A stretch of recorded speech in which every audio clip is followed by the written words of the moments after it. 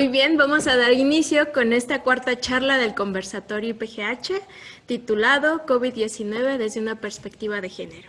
Agradezco a por parte del IPGH, agradecemos a todas las participantes que nos están acompañando en esta mañana tarde. Es un gusto contar con la presencia de cada uno de ustedes. También agradecemos a nuestros espectadores que se van conectando.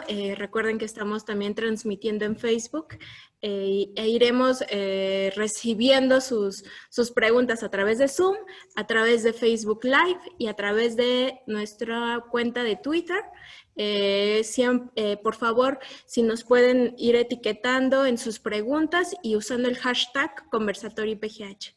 Bueno, vamos a dar inicio. Voy a presentar a nuestra moderadora Ana Gómez. Ella es ingeniera geógrafa con enfoque en desarrollo sustentable. Cuenta con una maestría en estudios socioambientales por parte de la Flaxo Ecuador, enfocada a la relación persona-entorno. Cuenta con un diplomado en mejorando las relaciones de géneros en el PUEC de la UNAM, ahora CIEG. Realizó el PhD Training en la Universidad de Utrecht en Países Bajos, donde adquiere conocimientos sobre la transversalización de los estudios de género, inclinándose a comprender la multiplicidad de realidades mediante las epistemologías desde el sur. Adicionalmente, ha desarrollado talleres sobre el empoderamiento de mujeres, sexualidades y violencia de géneros.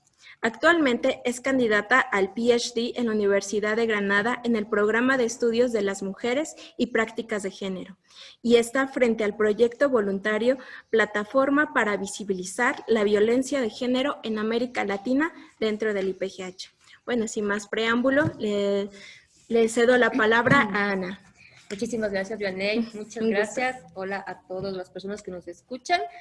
Gracias al IPGH por este espacio. Y una vez más, pues acá viniendo a analizar ahora esta circunstancia que es la pandemia por COVID-19 desde una perspectiva de género. Pero pues, ¿qué significa esto desde una perspectiva de género? Lo puedo descender un poco desde una pregunta. El virus COVID-19 y esta pandemia afecta por igual a hombres y a mujeres y a los demás géneros. Pues ya la ONU Mujeres analizó esta situación y nos está comentando en una de sus noticias que pues afecta en 3 situaciones. En la salud, como a todos, a todas, en violencia intrafamiliar o doméstica y por exceso de trabajo por el cuidado, ¿no? A otras personas, ahora enfermos, enfermas. Entonces, es justo lo que vamos a analizar el día de hoy, aparte otros aspectos como el de migración y también políticas con el grupo LGBTIQ. ¿Sí? Sí. Pues sí, como les decía, la pandemia es en realidad una circunstancia más que deja al descubierto o visibiliza una vez más los fallos estructurales del sistema, los fallos que atentan a la estabilidad, equidad y a la vida de las mujeres y niños, niñas y grupos minoritarios. Entonces, pues solo hace falta recordar que tiempo antes de la pandemia, los movimientos feministas a nivel del mundo estaban pues justamente demandando a los gobiernos, pues sí, atención por indiscriminada, pues sí, alza de números sobre feminicidios a nivel global. Entonces, pasa esta cuestión de la pandemia, se declara pandemia al COVID en marzo, entramos en esta política de confinamiento. Y para abril, y yo tengo aquí unos datitos, para abril en la mayoría de países, bueno, acá pongo unos datos, Argentina, Chile, Colombia y Ecuador, ya hay un número, un porcentaje de incremento en las llamadas de auxilio a números, pues sí, destinados justamente para el cuidado de mujeres y bueno, les pongo estos datos que son desde voces oficiales de algunos países. Por ejemplo, en Ecuador, la vicepresidenta del Consejo de Protección de Derechos de Quito aseguró que más de 6.800 denuncias de violencia de género se presentaron en Ecuador entre el 11 de marzo y 12 de abril durante las primeras semanas de registrarse el brote de coronavirus en el país. Asimismo, en Chile, la ministra de la Mujer dijo que los llamados a una línea telefónica de ayuda se habían incrementado en un 70% en el primer fin de semana de cuarentena. Y bueno, pues es uno de los temas de los que vamos a tratar, es más, desde el primer tema y que está a cargo de nuestra experta. Yo paso a Carolina del Ángel Cruz. Ella es consejera electoral del Instituto Electoral de la Ciudad de México, preside la Comisión de Igualdad de Género y Derechos Humanos, actualmente estudia un PhD en Derecho Constitucional y Derechos Humanos, es feminista, apasionada del derecho y la psicología, con énfasis en la perspectiva de género. Es defensora de los derechos humanos y tiene más de 20 años de experiencia en materia electoral. Es integrante de NACEDI, Red Nacional de Consejeras y Consejeros Electorados por una Democracia Incluyente, y la Asociación Mexicana de Consejeras y Exconsejeros Electorales. Carolina del Ángel, te cedo la palabra y muchísimas gracias por la información valiosísima que nos va a dar en cuanto al aspecto de violencia. Muchísimas gracias a ti, mi querida Ana. Gracias al IPGH por la invitación. Te escuchamos, Carolina. Dios. ¿Ahí se escucha? No. Yo sí la escucho. La escucho, yo también escucho a Carolina. A ver, no sé si hay problema en la ¿Qué transmisión. somos nosotros?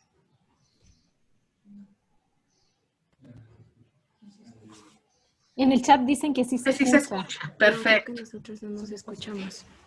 Ok, bueno, pues muchísimas gracias. Verdaderamente es un tema que nos ocupa, que nos preocupa, y qué mejor que compartirlo con expertas como la doctora Paula, como la maestra Carolina Quinteros, la licenciada Juliana.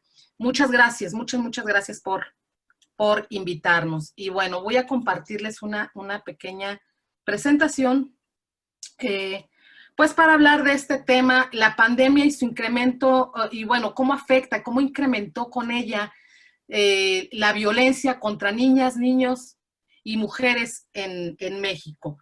Definitivamente hay temas a reflexionar. Yo quisiera acotarme, porque el tiempo es poco para esta presentación, solo 3 cosas, veamos muy rápido. Y primero hablemos de la perspectiva de género en una sociedad patriarcal, el COVID y la violencia en casa, y pues mencionar de manera general qué se considera que se puede hacer desde 4 grandes rubros, que es los poderes del Estado, la sociedad civil organizada y los medios de comunicación y, por supuesto, el sector privado, ¿no?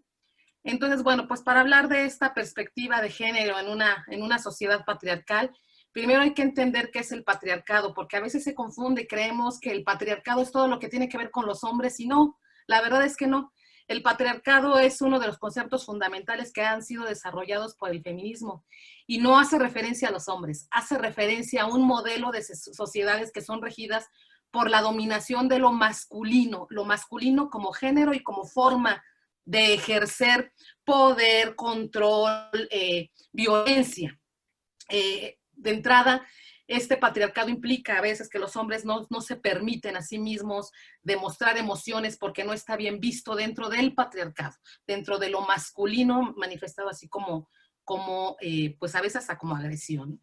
Y entonces el grado de sometimiento de todo y de todas las personas hacia lo masculino a lo largo de los siglos, esto ha generado las escalas de barbarie, barbarie tremenda. Lo vemos en las guerras, lo vemos y sobre todo ahorita tristemente lo vemos en casas con esta pandemia. Entonces necesitamos analizar la sociedad y analizar la pandemia con una perspectiva de género y tener claridad, mucha claridad, de cómo nos afecta este patriarcado en estas condiciones de confinamiento.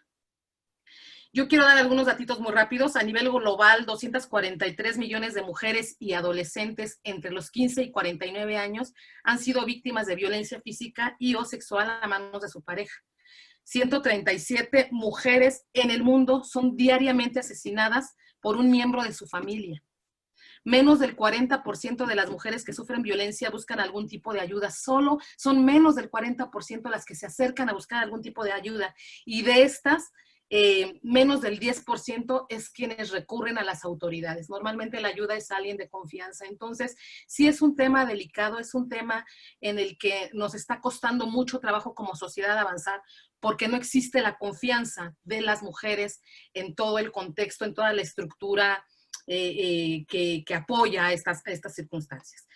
América Latina y el Caribe tiene una especial complicación, pues por mil circunstancias, ¿no? Pero bueno, 14 de los 25 países con mayor número de feminicidios están en América Latina y el Caribe. 3.800 mujeres fueron asesinadas solo en el año 2018 en América Latina y el Caribe. Y en México, por supuesto, mantenemos esta tendencia. A pesar de que las mujeres constituimos el 51% de la población mexicana, un poco más de 65 millones, se estima que 2/3 partes de las mujeres de 15 años y más han experimentado alguna vez en su vida violencia por su pareja, y 44% han vivido esta violencia de manera agresiva, de manera directa en casa por la persona con la que deciden compartir su vida. Del total de mujeres asesinadas en abril de 2020, significó en promedio 11.2 mujeres asesinadas por día. Esta es la cifra mensual más alta registrada en lo que va del año. Abril fue un mes criminal en México para las mujeres por la pandemia. Ya estábamos en 10 mujeres asesinadas diariamente por razones de género, 11.2 en abril, subió tremendamente. Y bueno, esta violencia se ha generado toda la vida, pero ahora en situaciones de confinamiento, esta pandemia sabemos que nos ha obligado a los países, a todo el mundo, a tomar medidas para tratar de erradicar, pues tratar de combatir un contagio más grande de lo que ya genera un virus que se contagia de una manera tan fácil. Y la medida ideal fue el confinamiento, el quedarnos en casa. Esto nos llevó a que quienes están en casa violentando a su familia las personas violentadas se encerraran con sus violentadores, y en circunstancias emocionales, en circunstancias económicas complicadas, esto duplicó el problema. Sé que es un tema complicado hablar de violencia también de niñas y niños, pero aún hablando de niñas, niños y personas adultas mayores, porque también ese es otro tema, no podemos dejar de ver que incluso aquí se ve una cuestión de género. Las niñas y niños de 1 a 11 años, este cuadrito nos habla de la distribución porcentual de la violencia por grupo de edad y sexo. Es una pena cómo se violenta a las niñas y niños en casa. Pero cuando son pequeños, de 1 a 11 años, la violencia es más o menos proporcional. Cuando crecen, los niños dejan de ser violentados y quienes son más violentadas son las niñas. Por eso es importante ver con perspectiva de género también esta violencia. De por sí es ya deleznable que se maltrate a quienes dependen física, económica y emocionalmente de su maltratador, pues bueno, sigue teniendo un sesgo de género, sigue teniéndolo cuando las niñas pasan a la adolescencia y a la pubertad y a la adolescencia. Se incrementa esta violencia y lamentablemente esta violencia pasa de ser meramente física a ser sexual. Definitivamente es importante analizar este tema con esta perspectiva de género. Decía yo, estas afectaciones a la salud psicoemocional y bueno, tema importante y que incrementó en las últimas fechas, pornografía y acoso infantil. De repente estar en casa nos implica estar conectadas y conectados en la red todo el día. Quienes estamos trabajando nos llevamos la oficina literalmente a la casa.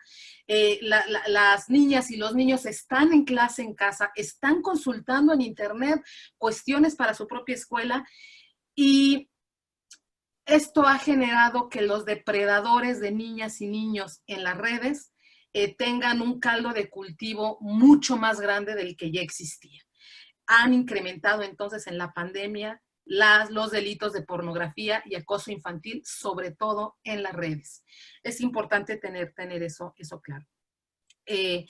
Me voy más rápido. ¿Qué hay que hacer? Es que hablar de números es triste, es rudo, hay que tenerlos claros, pero bueno, ¿y qué hacemos? ¿Y quiénes tienen que hacer nada más? ¿Nada más es el Estado? Pues no, esto se trata de un trabajo conjunto. Por supuesto, la principal labor la debe tener el Estado. Y bueno, vamos a ver desde varias perspectivas. El Estado debe integrar medidas de mitigación a la violencia de género en los planes nacionales de respuesta al COVID, así como los recursos para hacerlo. Esto es bien importante porque los presupuestos gubernamentales deben tener esa perspectiva de género, deben tener claro cuál es la problemática por la que estamos atravesando las mujeres desde niñas y las niñas, porque también en muchas casas violentar a las crías es violentar a las mujeres.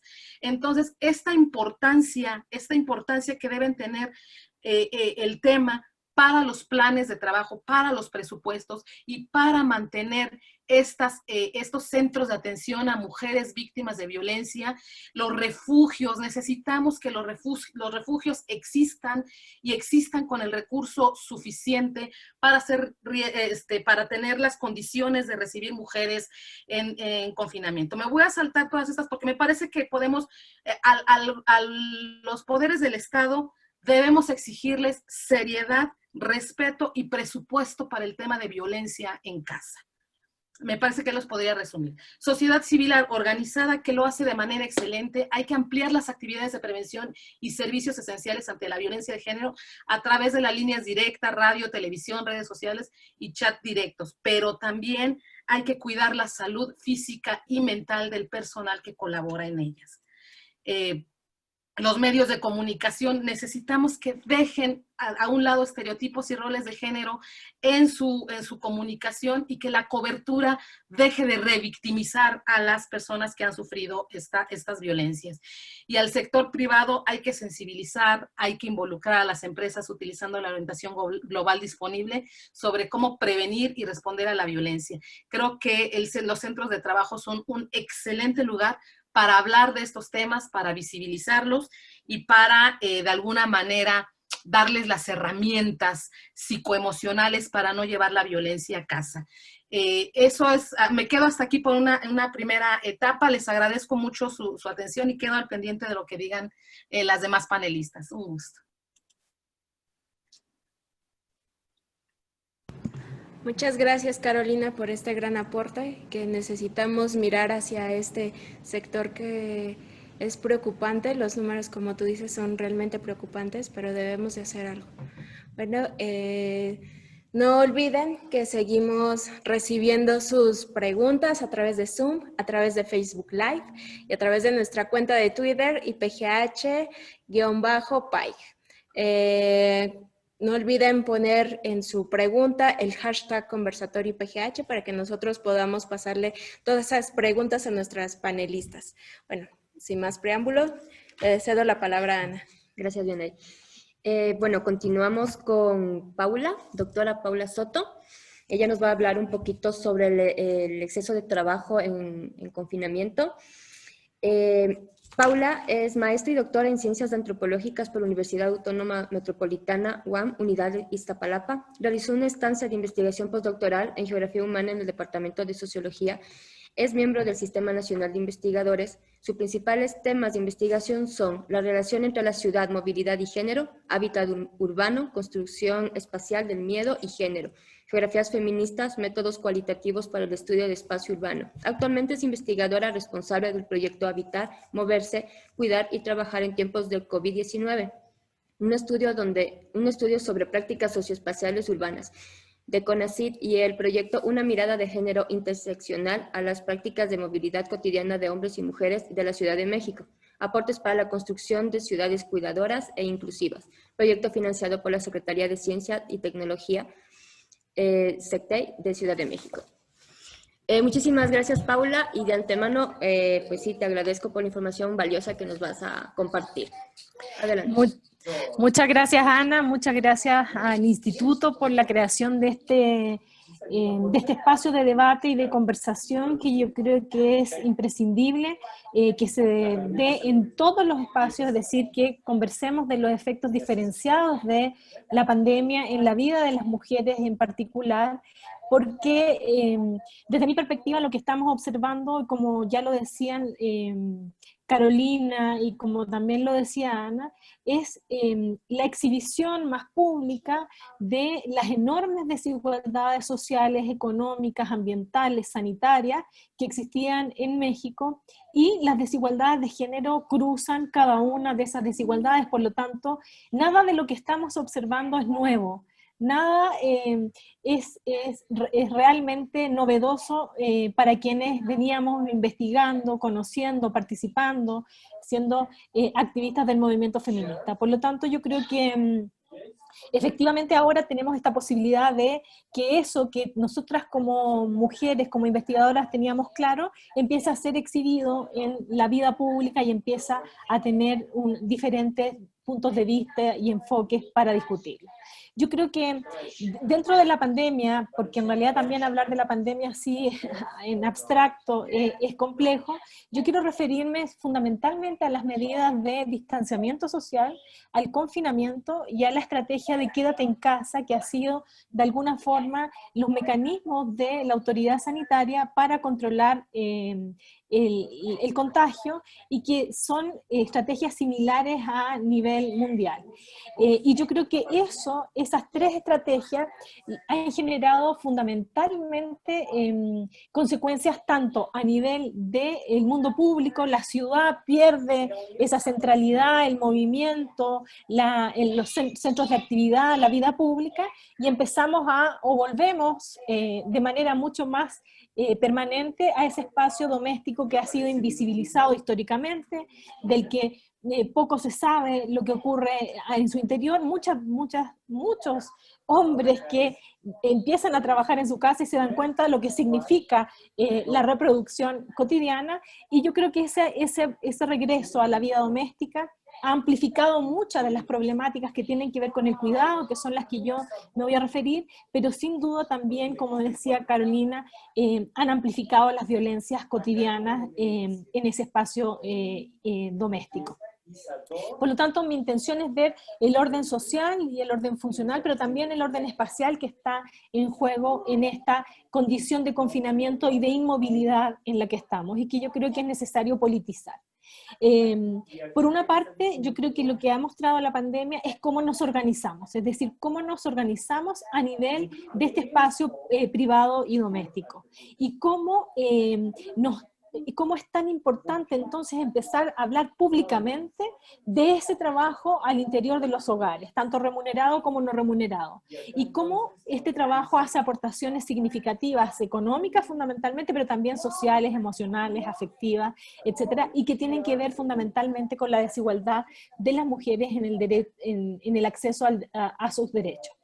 Yo creo que la pandemia, ante estas medidas de prevención del contagio, lo que ha mostrado fundamentalmente es que nuestro orden doméstico es un orden fundamentalmente injusto. Es un orden social que atribuye y que ha atribuido históricamente, pero hoy día es mucho más visible, la carga y la responsabilidad de las tareas domésticas fundamentalmente a las mujeres. Y ese es un punto claro dentro del análisis feminista de la reproducción. Los cuidados son un elemento fundamental de la reproducción de la vida, por lo tanto hay una política, podríamos decirlo así, o una geografía política de los cuidados que saca a la luz sobre todo la fragilidad en la cual está, de la forma en la cual está estructurado el sistema de cuidados dentro de la sociedad mexicana, pero yo me atrevería a decir a nivel mundial. Y cómo esta fragilidad va generando formas de vulnerabilidad que impactan con mayor forma en la vida de las mujeres. ¿Qué significa, por ejemplo, alimentar, proveerse de los alimentos, transformar esos alimentos en comida? ¿Qué significa la higiene? ¿Qué significa la salud?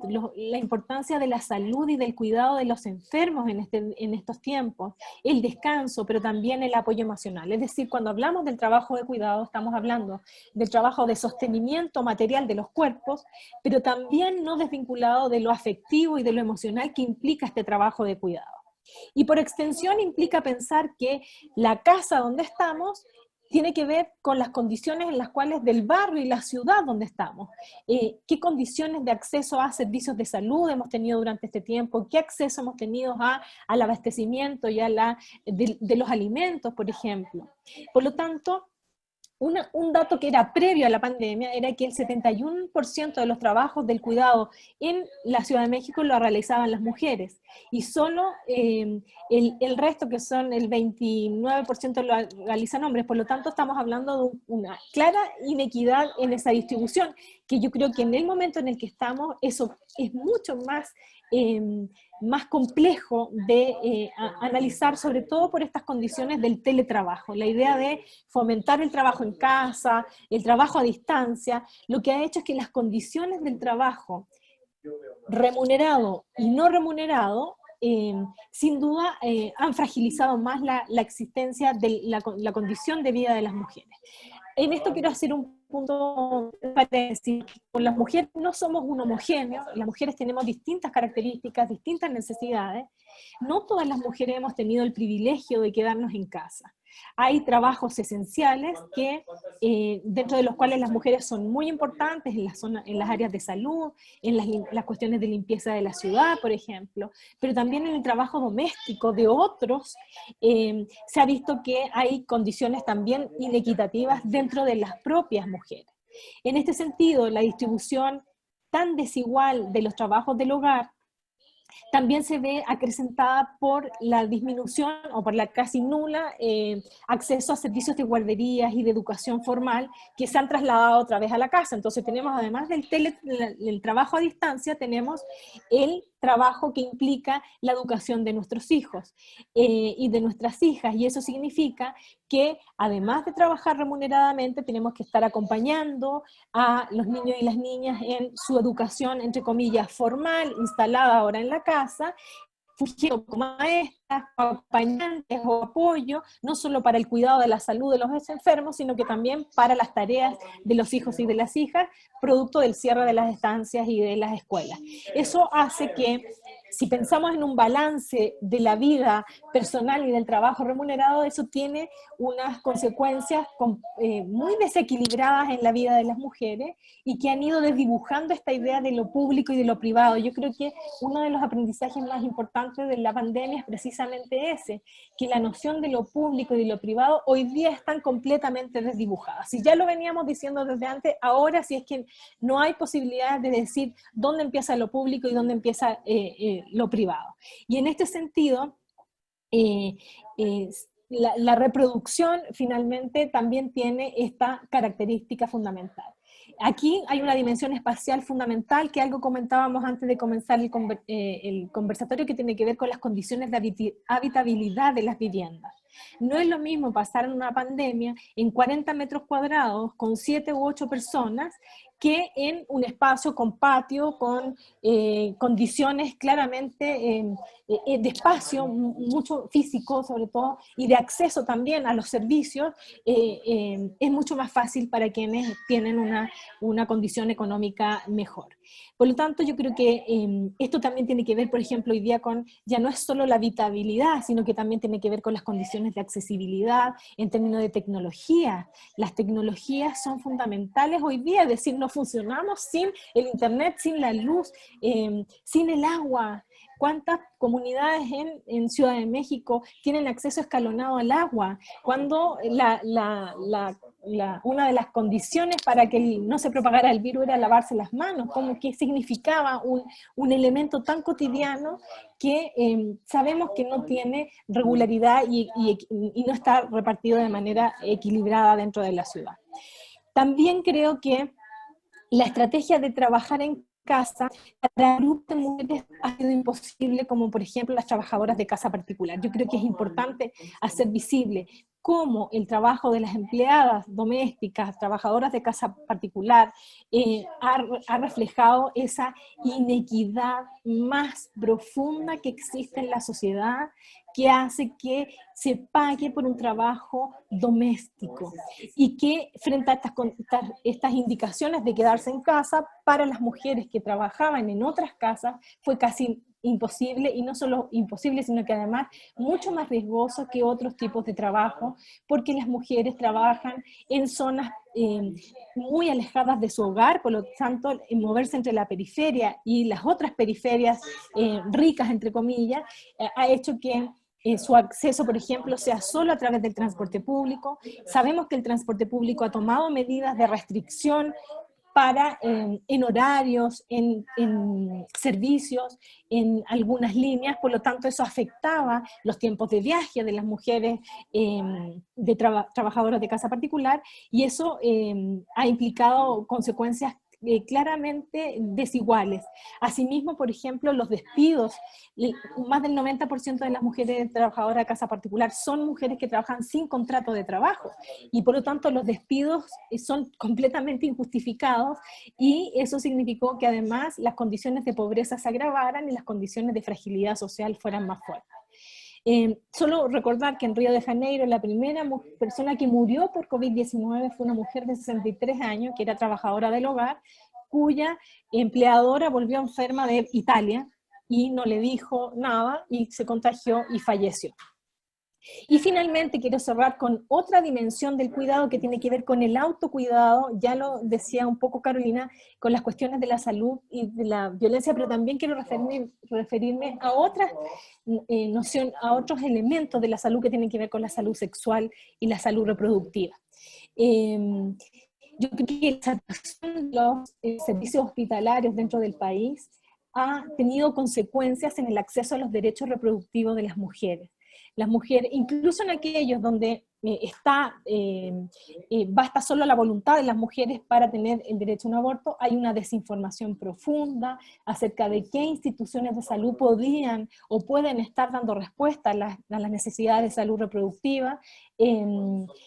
Por otra parte, los embarazos no deseados, es necesario documentar qué es lo que está ocurriendo a nivel, está muy vinculado con lo que decía Carolina de la violencia sexual, pero también con los efectos de esa violencia sexual, que en muchas ocasiones va a traer embarazos no deseados, y no sabemos la cobertura, no sabemos a quién recurrir.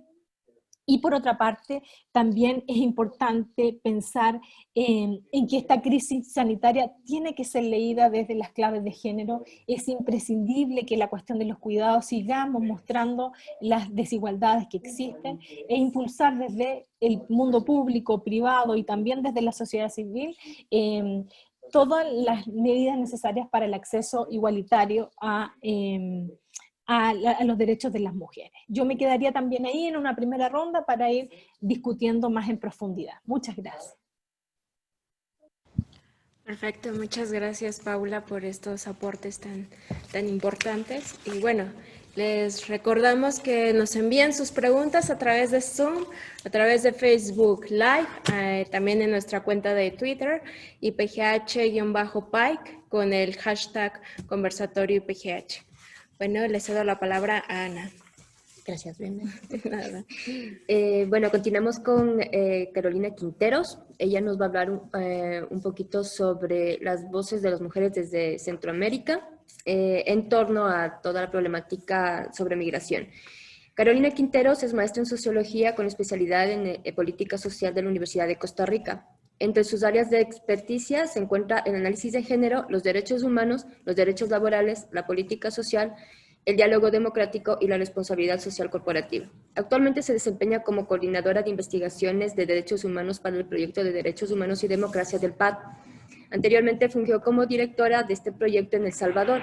Previamente realizó labores como investigadora en políticas sociales, analista de políticas públicas, especialista en diálogo democrático y docencia universitaria, analizando cadenas globales de producción y su incidencia en los derechos laborales. Asimismo, ha trabajado como defensora de derechos laborales desde redes transnacionales de activistas en favor de las mujeres trabajadoras en la máquina en la región RD Capta. Adelante, Carolina, y muchísimas gracias por acompañarnos. Muchísimas gracias a ustedes por invitarme. Vamos a ver si logro compartir mi presentación. Vamos a colocarla.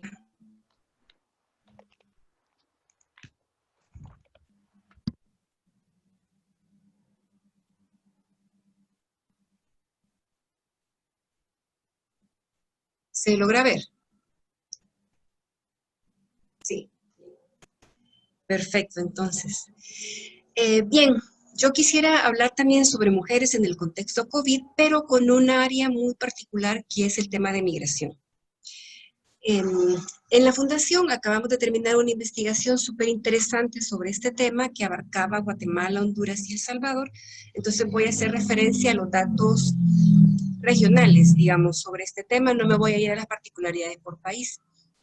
Pero una primera cosa que hay que comenzar diciendo es que, bueno, dos cosas. La primera es que no tenemos un dato exacto de cuánta gente está migrando en este momento, porque precisamente es una migración de tipo irregular. Entonces no tenemos los papeles que nos digan exactamente cuánta gente se ha ido.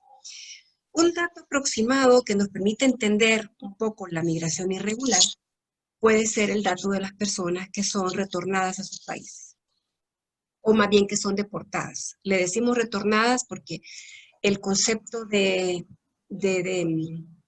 deportación tiene un estigma muy fuerte en Centroamérica. Está en la mente de la gente, una persona deportada directamente está vinculada con pandillas. Entonces, para quitar un poco el estigma, hablamos de personas retornadas. Pero entendemos que este término también es deficitario porque pareciera como que han regresado por su voluntad y no es así. Han regresado de manera forzosa, han cortado su ciclo migratorio sin que esto hubiese terminado y sin que ellos hubiesen terminado las metas que tenían previstas para su viaje. Esta es una primera cosa. Y la segunda es que efectivamente es un fenómeno fundamentalmente masculino, ¿sí? Lo cual no significa que no existan mujeres acá o que no, el porcentaje de mujeres no haya ido subiendo. Vamos a ver un poco la información que tenemos sobre esto. Los datos que tenemos hasta el momento es que las personas deportadas, que como vemos es un aproximado, un dato proxy de lo que podríamos pensar de migración irregular, han estado subiendo en los últimos años. Vemos aquí en el 19 era el 19%, 18 15%, y del 17 el 14%. Ha ido creciendo. En el contexto COVID esto cambia, ya lo vamos a ver más adelante. Y vemos también que las mujeres fundamentalmente son regresadas a su país de origen desde México. Esto lo que significa es que no lograron llegar a su destino. La mayoría de ellas iban para los Estados Unidos y no alcanzaron a llegar. ¿Por qué razón es más probable que una mujer sea aprehendida en México y no en los Estados Unidos? Precisamente por lo precario del viaje que tiene que emprender, por un lado. Por otro, muchas mujeres hacen este viaje acompañada de sus hijos. Y los hijos, los menores de edad, también tienen una probabilidad mucho más alta de ser aprehendidos en México que de poder llegar a su destino, que es los Estados Unidos. Es decir, estos grupos viajan en condición de mucha vulnerabilidad. Aparte de todo lo que ya sabemos que ocurre durante el transcurso migratorio, sabemos que todos los que van están expuestos a accidentes, a robos, pero las mujeres están además expuestas al tema de la violencia sexual, embarazos, producto de esta violencia. Así es que es una vulneración diferente y más acentuada. Otra diferencia interesante con relación a las personas que van migrando, las personas que son retornadas a sus países, es que estos perfiles van cambiando con el paso del tiempo. Hasta hace algunos años, la mayor parte de la gente que era aprehendida en la frontera sur de los Estados Unidos eran mexicanos. En los últimos años, la mayoría son ciudadanos del norte de Centroamérica, de Guatemala, de Honduras y de El Salvador. Y en los últimos años, especialmente hondureños. Este es un cambio de perfil. Otro cambio del perfil es que muchas detenciones están aumentando hacia las familias que viajan juntas. Es una tendencia en los últimos años, el incremento de familias migrantes y ya no solamente de personas solas como hubiera sido en los años anteriores. Las familias aprehendidas son, para el año pasado, estos son datos del año pasado, fueron un 342% más que en cualquier año anterior. Y también la deportación de niños, niñas y adolescentes creció también de manera importante en los últimos años. Esto indica un cambio del perfil de las personas que están huyendo de sus países, porque realmente están huyendo de la zona norte de Centroamérica. También vemos diferencias entre hombres y mujeres al momento de entender por qué la gente está migrando. Y aquí me baso en una investigación, en esta investigación que hicimos hace poco nosotros, y que se logró pasar una encuesta a personas retornadas en los centros de detención, a la salida de los centros de detención en sus países de origen, en Guatemala, Honduras y en El Salvador, es decir, afuera de los aeropuertos. Y se les preguntó todas estas preguntas. Bueno, comparten más o menos en términos parecidos que se van porque no encuentran trabajo, por la mala situación económica y que están buscando un futuro mejor. Pero las mujeres citan más que los hombres el tema de la reunificación familiar. Y sobre este tema, además, aunque, digamos, como somos países pequeños, nos ponen siempre en el mismo saco, hay diferencias también entre los países. El país que más está emigrando su gente por temas de reunificación familiar es El Salvador. Y la gente que está migrando más por razones de violencia es en Honduras. O sea, es como paradójico el asunto, pero por ahí va. Pero solamente mujeres de nuestra encuesta citaron amenazas directas a su seguridad como causa de su decisión de emigrar. Ningún hombre de los encuestados dijo que le habían amenazado directamente, aunque reconocen que existe una situación de violencia en sus países. Nuestra encuesta tenía además un apartado para que la gente pudiera autorreconocerse o no como integrante del colectivo LGTB. De nuestra muestra aparecieron 9 personas que se identificaban con este colectivo.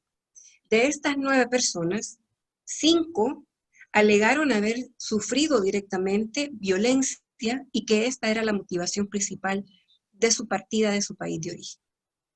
Es decir, el tema económico nos afecta a hombres y a mujeres y a población LGTB, pero hay temas que afectan particularmente de manera más intensa a ciertos colectivos que ya se encontraban en situación de vulnerabilidad antes del proceso migratorio. ¿Qué pasa en el escenario COVID? En el escenario COVID hay cosas que se mantienen y cosas que van cambiando. Sabemos que las deportaciones han decrecido, o más bien dicho, no, decrecieron durante abril, mayo y junio.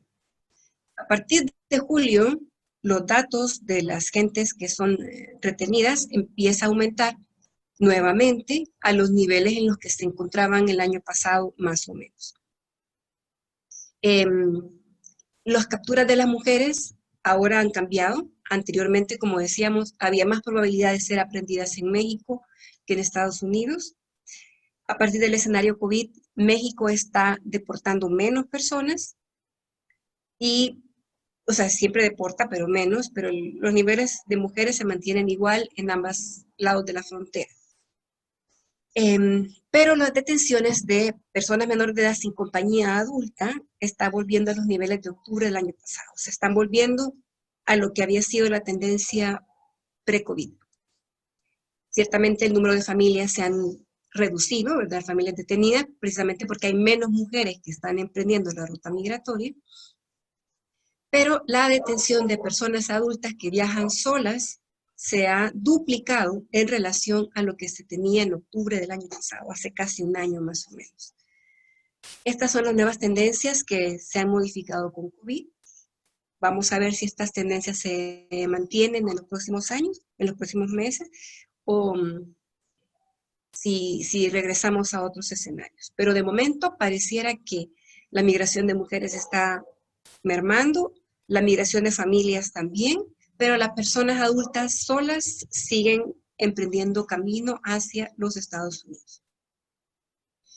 ¿Quiénes son los grupos de mujeres que han sido más afectados con esta situación? Por supuesto, las mujeres que son deportadas y las que están solicitando refugio, porque se desconoce, vamos a decir, se desconoce las situaciones en las cuales estos albergues están trabajando hoy día. Sabemos que muchas personas que han sido retornadas a los países de Centroamérica han estado expuestas al virus porque los albergues no estaban reuniendo las condiciones de salud que se requerían. Hasta hace algunos meses, en mayo creo que fue, el Centro de Migración en los Estados Unidos, el que controla los albergues, estaba hablando de que de 20,000 personas más o menos ahí, confinadas, solamente le habían pasado pruebas a cerca de 1.500. Es decir, son muy pocas pruebas para la cantidad de personas que tenían detenidas allí. Entonces no hay garantía de que estén siendo cuidadas en su salud. Y en el caso de las solicitantes de refugio, igual, ¿verdad? Aparte de esto, como ya lo comentaba Paula también hace un rato, el tema de salud reproductiva de por sí en los albergues y en los refugios nunca ha sido la preocupación número uno. En estas circunstancias, mucho menos. Es decir, las mujeres que están en condición de refugio o en un albergue están viendo su salud más complicada que en años anteriores, que por sí no era fácil, ¿verdad? También tenemos el caso de las trabajadoras migrantes en el hogar. En algunos países de Centroamérica, las trabajadoras domésticas, las trabajadoras en casa, como comentaba Pablo también, son personas que son migrantes, ya sea del interior del país o de otros países. Hay muchas personas nicaragüenses, por ejemplo, trabajando en casa, tanto en El Salvador como en Honduras, y no sabemos en qué condiciones estas mujeres se quedaron, obviamente se quedaron confinadas, si acaso les agarró la cuarentena en estos países, qué tipo de comunicación están teniendo con sus familias, qué tipo de conexión están teniendo con sus vínculos afectivos y con sus soportes emocionales y soportes de bienestar también con sus familias. Desconocemos qué está pasando con esta población. Y por supuesto también a mujeres que ya se encontraban en una situación de vulnerabilidad. Hemos conversado aquí ampliamente, ya lo comentó Carolina y Paula también, de los altos niveles de violencia que ocurren en el hogar, que son aumentados en el transcurso de las estrategias para frenar el COVID. La cuarentena es una estrategia que, bueno, funciona o no, pero el caso es que tener a la gente retenida en su casa, tenemos este imaginario, ¿verdad? Todavía tenemos este imaginario que la casa es un lugar de paz y tranquilidad, pero si nos vamos a ver los datos, el hogar es el lugar donde ocurren las peores atrocidades contra las mujeres, contra las niñas y contra los niños. Entonces tenemos mujeres que ya enfrentaban situación de violencia, encerradas con su violentador, bueno, su situación mejor no va a ser, ¿verdad? Entonces, un poco por aquí me iré quedando yo en esto, solamente para terminar la idea. Suele decirse que el COVID no respeta a ningún tipo de estrato social, ningún tipo de persona y que nos ataca a todos por igual. Esto no es cierto.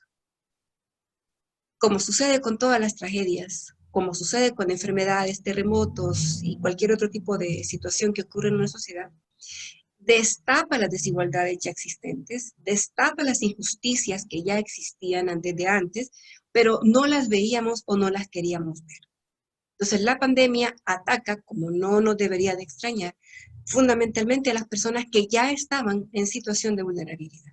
Personas que vivían hacinadas en su hogar, personas que no tenían agua en su casa, mujeres que ya sufrían violencia, mujeres que necesitaban atención a su salud reproductiva y no la recibían, migrantes deportadas, etc. Por aquí entonces me iría quedando y nos quedamos platicando luego. Muchas gracias, Carolina. Creo que es importante este tema. Creo que todos los temas están muy interesantes porque estamos tocando temas que a lo mejor no hacemos caso o los invisibilizamos.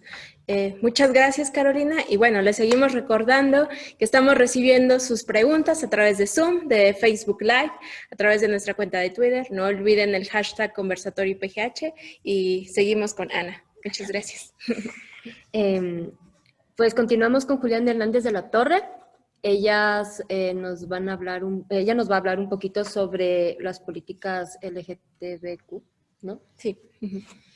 Entonces, bueno, un poquito sobre Juliana. Ella es activista feminista y por la paz, directora de Artemisas, cofundadora del Instituto de Política Abierta y coordinadora de la Red Nacional de Incidencia Política Nosotros Ahora, integrante de la Red de Innovación Política de América Latina, profesional de la Facultad de Finanzas, Gobierno y Relaciones Internacionales de la Universidad Externado de Colombia, con énfasis en estudios internacionales, especialista en gerencia y gestión cultural, con experiencia en acompañamientos a campañas electorales y desarrollo de estrategias de incidencia política, fortalecimiento a liderazgos individuales y colectivos e innovación pública con enfoque de género. Adelante, Juliana. Muchas gracias por tu presencia. Bueno, buenos días a todos y a todas. Muchas gracias por la invitación y les saludo desde Colombia. Yo no voy a hablar específicamente sobre LGBTI porque lo que hemos venido haciendo desde Artemisas es intentar entender y lograr recopilar la inteligencia colectiva y el conocimiento colectivo que se está produciendo en el mundo en general para dar respuesta a una pandemia que está teniendo efectos sobre la vida de las mujeres, pero al hablar de mujeres pues también se hace necesario hablar sobre grupos históricamente subrepresentados. Voy a hablar como inicialmente sobre la situación de lo que está ocurriendo en Colombia y como cuál es el marco global de cómo llega a afectar la pandemia a las mujeres en este lado del continente. En Colombia, el desempleo de las mujeres para el 2019 era 3% versus el 8% del desempleo para los hombres, es decir, las mujeres tenemos un 66% de tasa de desempleo más alta que los hombres en el momento de empezar la pandemia. Y si nos vamos después a ver un tema de georreferenciación, como lo señalaba Paula en su momento y también como lo señaló Carolina, pues nos damos cuenta que en América Latina particularmente hay un tema de racialización de la pobreza, de feminización de la pobreza, que deja excluidos a grupos que históricamente han estado oprimidos y subrepresentados. En el caso de Colombia, la ciudad que tiene una mayor brecha de género es Chocó.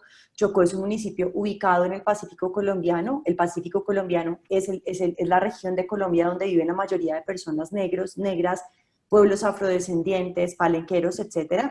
Y en este lugar la tasa de desempleo era el 25,56% cuando empezamos la pandemia.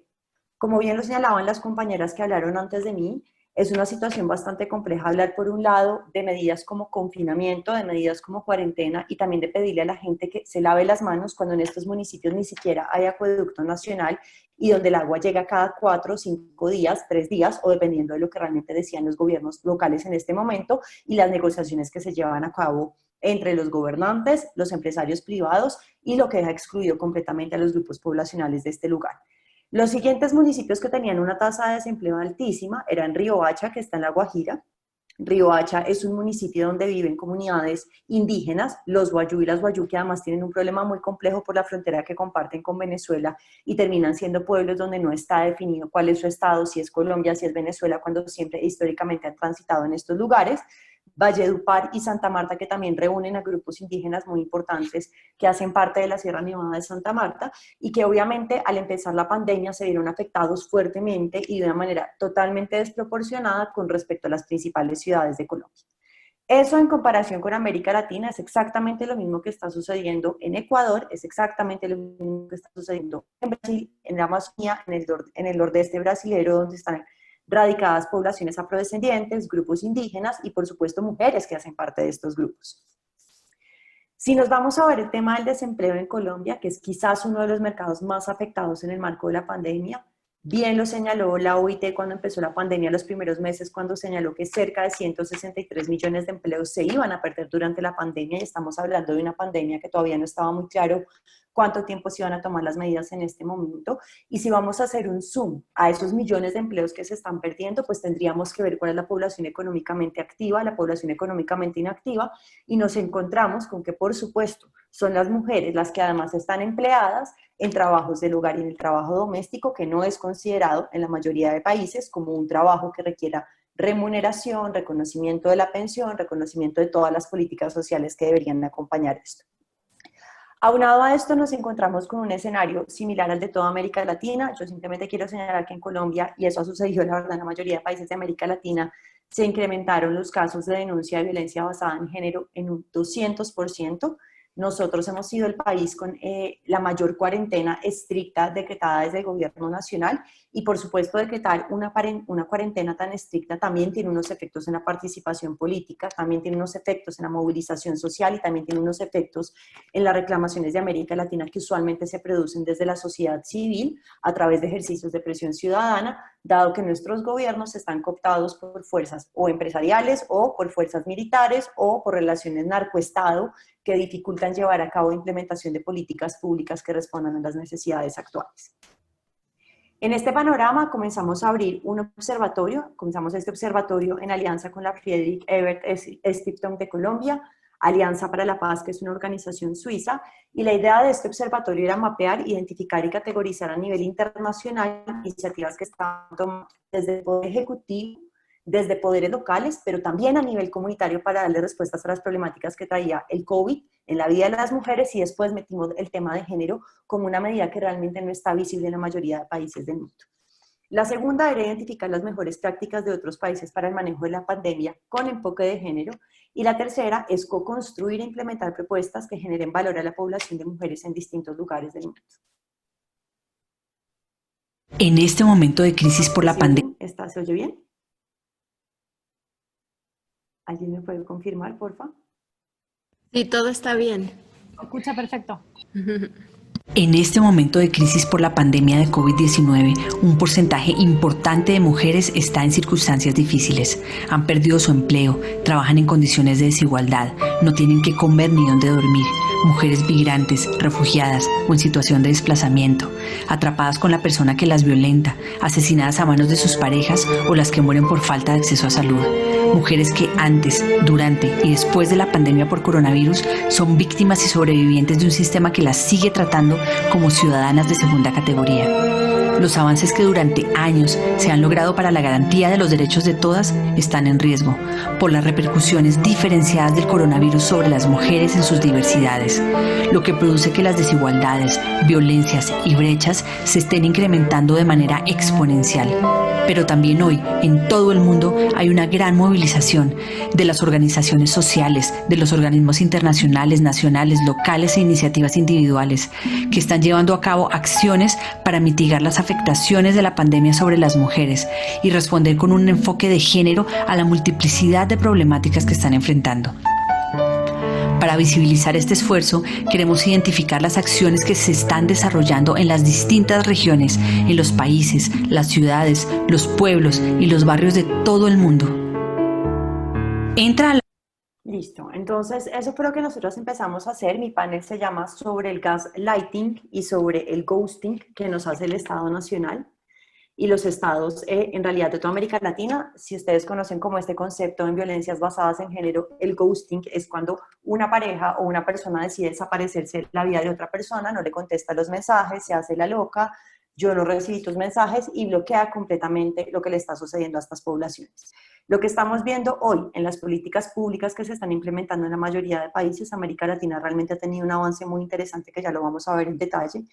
Tiene que ver con un ejercicio de ghosting por parte de los estados, un ejercicio de ghosting por parte de los gobiernos locales, donde las mujeres están denunciando constantemente, y como lo han señalado mis compañeras antes, no es nuevo lo que está sucediendo, no es nuevo que exista una brecha de género salarial, laboral, que las violencias basadas en género estén relacionadas con la vida privada.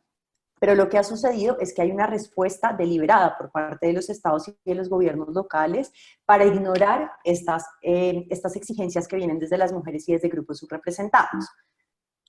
La segunda estrategia tiene que ver con el gaslighting, y esto es como el general de América Latina, y además es un gaslighting que es algo que es una práctica generalizada de los estados. Esta no es es la primera pandemia mundial, pero ya tenemos experiencias como la del Zika, la del ébola, la del SARS, que pusieron sobre la mesa políticas públicas que debieron haber asumido los países en el momento en el que ocurrieron ese tipo de epidemias, y que seguramente van a seguir ocurriendo en el mundo por todo el tema de la crisis ecológica. Y que la respuesta que tenemos de los estados, que tenemos incluso dentro de nuestras organizaciones de la sociedad civil e incluso en la formulación de políticas públicas, es que las mujeres, es que las personas LGBT, es que los indígenas, es que los negros están locos, que están todo el tiempo peleando por cosas que no hay, que los gobiernos ya están tomando medidas, y eso se llama gaslighting. El gaslighting, o la luz de gas, es un tipo de violencia que se empieza a hablar y está inspirado en una película de 1938 de Patrick Hamilton, y en esta película el esposo y el compañero de la persona manejaba precisamente las luces de gas, las subía, las bajaba y manipulaba a su compañera haciéndole creer que ella estaba loca. Ella le decía como, oye, pero es que las cosas no están bien, y decía como, no, es mentira, tú te estás imaginando esto, tú estás moviendo las cosas que no son. Y es exactamente la práctica generalizada que seguimos viendo en América Latina para dar respuesta a la pandemia de lo que estamos sufriendo en este momento. Nos hacen luz de gas, nos están diciendo todo el tiempo que no estamos bien de la cabeza, que estamos exigiendo unas cosas que no están cumpliendo, que además es nuestra culpa que nos estén violando, que nos estén maltratando, que nos estén militarizando la vida porque no tenemos ni idea de cómo estamos vestidas, que somos muy sensibles, que el gobierno nunca ha dicho, que los gobiernos nunca han dicho que no han estado a favor de la lucha de las mujeres y de los derechos de las mujeres, de los pueblos indígenas, de los pueblos afrodescendientes, de las poblaciones LGBTIQ+. Y esto nos expone a estar todo el tiempo luchando en un sistema que, como lo señalaba al principio, Carolina, si no estoy mal, pues es un sistema que se llama el sistema patriarcal y que no pasa solamente por hombres, sino por mujeres.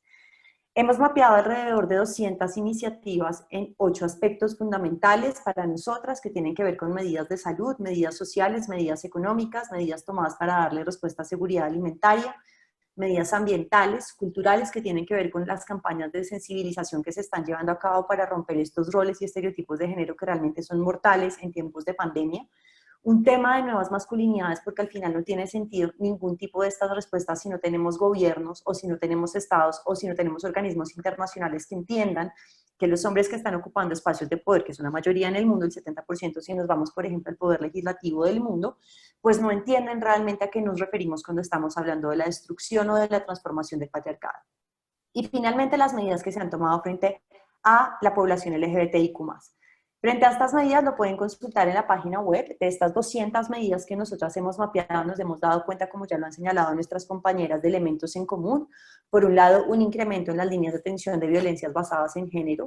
Por otro lado, una desprotección completa a las empleadas del sector salud. En Colombia representan el 78%, en la mayoría del mundo son más del 70% de personas que están trabajando en salud en este momento, y que si bien están en la primera línea de mando de atender a las personas que están enfermas, de dar respuesta a la pandemia, son personas que no ocupan cargos directivos dentro de las empresas de salud, dentro de las políticas de salud, dentro de los ministerios de salud del mundo, lo que lleva a que la respuesta que se está dando a esta población, que realmente es un sector de empleo muy importante para las mujeres en el caso de América Latina, del mundo y de Colombia, pues queden totalmente precarizadas y expuestas a lo que está poniendo la pandemia. Frente a las medidas sociales y económicas, encontramos que en medidas sociales la respuesta se viene dando particularmente y principalmente desde la sociedad civil y desde lo que podríamos denominar municipalismo, localismo, el tema barrial, medidas que se toman a través de redes de solidaridad y redes afectivas para dar una respuesta a las necesidades que pone la pandemia, redes que se han construido también para dar respuesta a la violencia basada en género, dada la falta de respuesta institucional, que por más de que se crezca es muy complejo responder a incrementos como el 200% de violencia basada en género. Y frente al tema económico, seguridad alimentaria, ambiental y culturales, pues ya como las invito a que visiten la página que tenemos para que puedan mapear las iniciativas. ¿Qué sucede con lo que está pasando en la pandemia en América Latina y con las mujeres? Y es que siempre, y digamos como esta no es una crítica, sino es como una necesidad de entender que ninguna decisión de nuestra vida se toma fuera del ámbito de tomadores de decisión y espacios de toma de decisión. Los congresos de la República, las asambleas, los consejos locales, las cámaras de diputados, las presidencias, son las entidades y las instancias encargadas de dar respuesta con enfoque de género a lo que está poniendo la pandemia en evidencia y que son temas que venían sucediendo hace muchísimo tiempo. Para ello, lo que nosotras hemos implementado y que es importante analizar y entender es que en América Latina tenemos elementos en común que nos permiten dar una respuesta regional a lo que está sucediendo. Es muy complejo y ya lo hemos visto porque además la crisis económica que estamos viviendo seguramente mucho más que la crisis económica de 2008 por varias razones, y una de ellas es que América Latina en varios países no se vio tan golpeada por la crisis financiera de 2008, y sin embargo lo que está produciendo la pandemia por la desaceleración económica, por la informalización del mercado laboral, por la falta de atención a economía del cuidado, nos lleva a entender que ningún país va a poder responder a esto de ninguna forma. Para ello hicimos un encuentro con juntas mujeres de América Latina, 35 congresistas progresistas de América Latina de diferentes países, se sentaron a hacer un análisis frente a las medidas que se están tomando actualmente, frente a las medidas que podrían tomarse actualmente como una respuesta regional y frente a las principales fallas que nos unían frente a lo que estamos viviendo en la pandemia. Yo les voy a compartir rápidamente porque no lo que hacen juntas.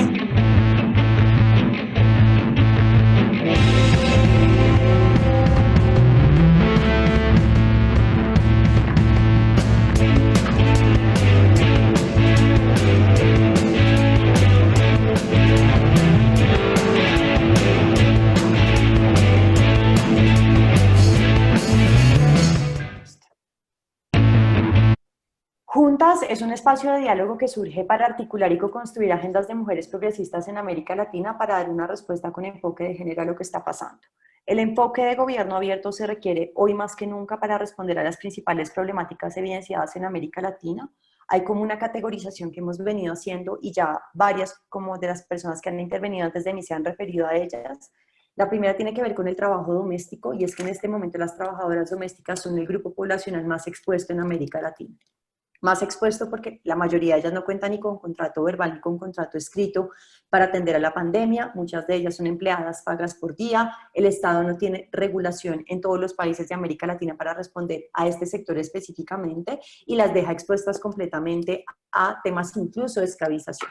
En el caso de Colombia tuvimos el caso de una trabajadora doméstica que fue secuestrada por sus empleadores durante la pandemia, no le dijeron nada, la tuvieron en horarios laborales que no se cumplen y eso expone pues a un grupo poblacional importante. La segunda medida tiene que ver con el teletrabajo. El teletrabajo también está relacionado con la economía de cuidado, como también lo señalaban antes, las mujeres llevamos la oficina a nuestro trabajo y si somos madres, si estamos a cargo de personas adultas mayores o incluso si estamos a cargo de nuestros compañeros, porque la encuesta del DANE, que es el Departamento Administrativo Nacional de Estadísticas de Colombia, mostró que las mujeres que viven en pareja destinan las mismas horas de cuidado que una mujer que tiene hijos o hijas, incrementa, triplica la carga laboral de las mujeres e impide llevar a cabo prácticas de autocuidado a menos de que el Estado garantice que se pueda trabajar este tema de teletrabajo. Hay un tercer elemento que es importante resaltar y es la militarización de las democracias. América Latina está pasando por un momento muy complejo y lo vemos con una radicalización de ciertos gobiernos. Centroamérica, como lo acaba de señalar Carolina, es uno de los ejes más importantes de lo que está sucediendo en América Latina, pero si nos vamos al caso de Colombia con las violaciones de derechos humanos que se están cometiendo por parte de las fuerzas militares y la militarización en general de las alianzas de ejército, paramilitarismo, exdisidentes de FARC y la guerra que hemos tenido durante 60 años, dificulta la construcción de organizaciones de la sociedad civil, de liderazgos individuales, de liderazgos colectivos e impide con las medidas de confinamiento poder hacer manifestaciones, protestas o tener con las medidas de seguridad y respeto de los derechos humanos para luchar contra la militarización de nuestras democracias. El tercero tiene que ver con un tema de bancarización y la bancarización es una de las principales problemáticas que tienen los grupos históricamente subrepresentados, mujeres, LGBT, campesinos, campesinas, negros, negras, pueblo rom, etcétera. Y tiene que ver con que América Latina no es un continente bancarizado. Los subsidios de emergencia que se están dando en Colombia, los subsidios de emergencia que se están dando en América Latina en general, y ese es un ejemplo específico, el de Argentina, tuvieron una dificultad importantísima a la hora de hacer llegar las transferencias económicas a las mujeres y a grupos históricamente subrepresentados porque estos grupos no están bancarizados. Están en zonas rurales que tienen dificultad para acceder a Internet, no tienen ni idea de cómo se maneja una sucursal virtual bancaria, no tienen ni idea de cómo se maneja una aplicación de banco donde van a recibir estos subsidios y esto los deja completamente expuestos a la vida precarizada, a la vida además de xenofobia, de clasismo, de racismo que vivimos en América Latina y que requiere una respuesta por eso multisectorial de lo que está pasando. Un cuarto elemento tiene que ver con una falta de datos desagregados, eso ya además lo había dejado en evidencia Zika, ébola y SARS, y es la importancia de tener datos desagregados frente al tema de contagios, subsidios financieros, políticas públicas que se estén implementando, cantidad de mujeres que estén siendo atendidas por edades, por estrato socioeconómico, por georreferenciación. Estos datos desagregados no existen en América Latina y se profundizan cuando vamos a ver que en estos datos que no existen desagregados no existe un enfoque étnico. América Latina, como lo señalaban las congresistas bolivianas, es un pueblo plurinacional. Tenemos pueblos indígenas en Brasil, en Colombia, en Bolivia, en Chile, en Argentina, y si no incluimos un enfoque étnico con un enfoque de género que entienda las interseccionalidades de las violencias que estamos sufriendo en este momento, la respuesta que vamos a dar y la respuesta que estamos dando en este momento deja excluidos nuevamente a estos grupos y expuestos aún más a las consecuencias que tiene la pandemia actualmente y que va a tener posterior a la pandemia. Un sexto elemento tiene que ver con una activación económica desde el sur global y esto tiene que ver con que las medidas que se han tomado históricamente, y lo vimos en el caso de la crisis del 2008, llevan a tomar medidas de austeridad económica. Las medidas de austeridad no funcionan, precarizan aún más a los grupos históricamente subrepresentados y deja excluidas a las personas que no tienen acceso a bancarización, que tienen problemas de brecha digital, de alfabetización digital, de acceso a Internet y que además se plantea una activación económica desde modelos económicos que no le funcionan a América Latina. El modelo neoliberal y la consolidación del sistema capitalista excluye por naturaleza a los grupos históricamente subrepresentados y necesitamos entender cómo esa activación en América Latina va a ser una activación que responda a las realidades del sur global.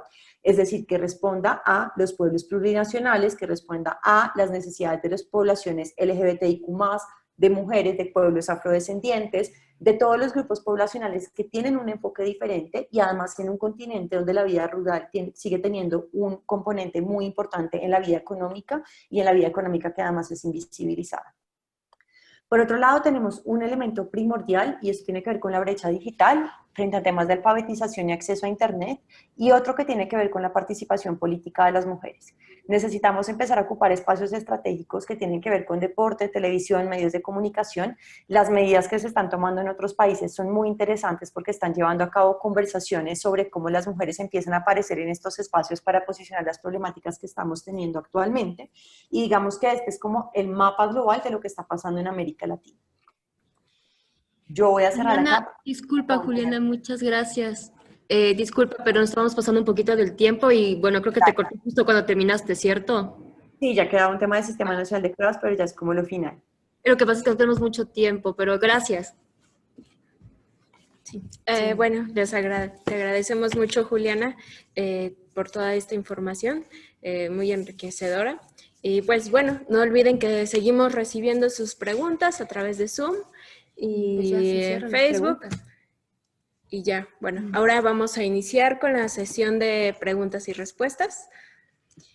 Sí, miren, tenemos obviamente el eje transversal es la violencia, porque de una u otra forma, y tristemente, pues hay violencia desde varias dimensiones y a varios niveles. Entonces, tenemos muchas preguntas acumuladas pues para este tema.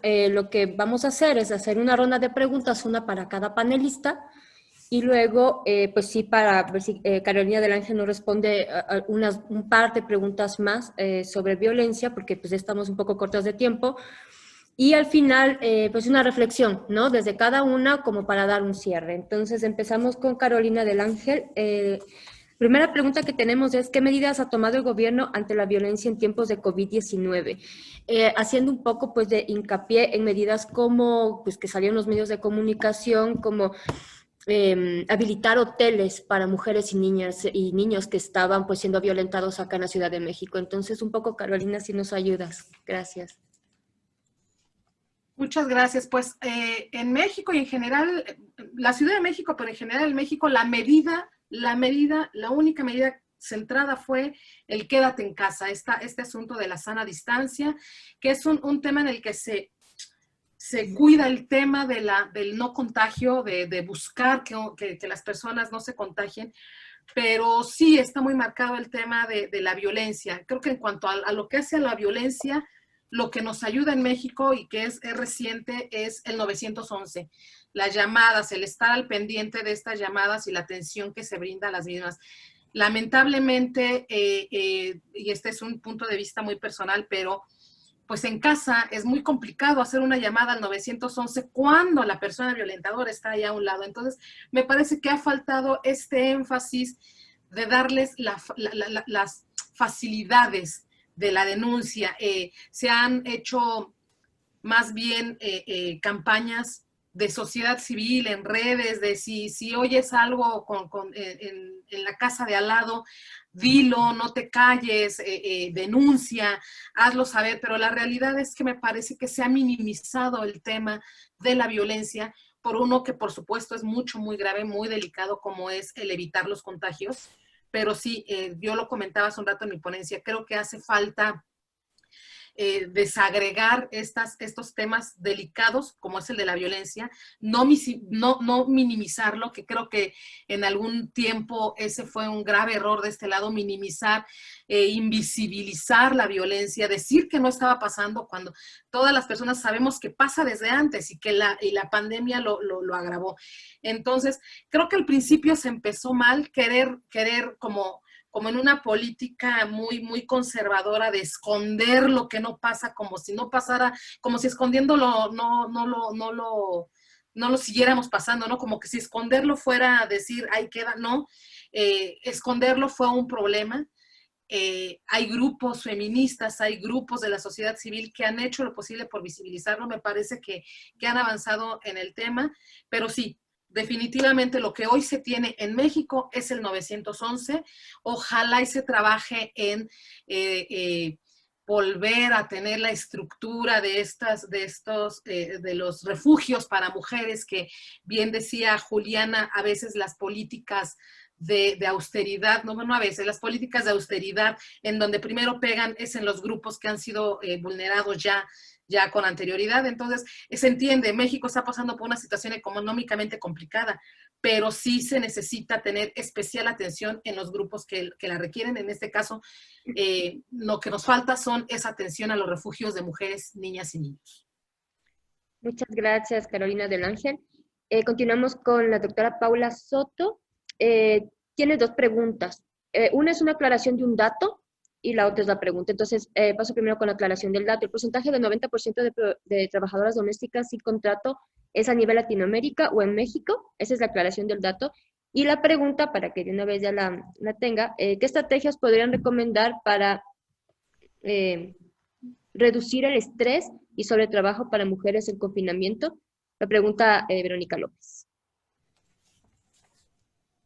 Bueno, más del 90% a nivel de Latinoamérica.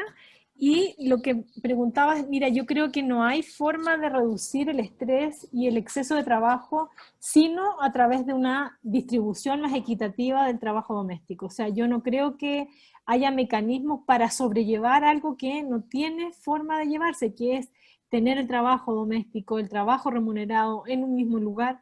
Yo creo que el único mecanismo para que pueda variar la situación es que las tareas domésticas sean distribuidas de manera equitativa. No hay de otra forma.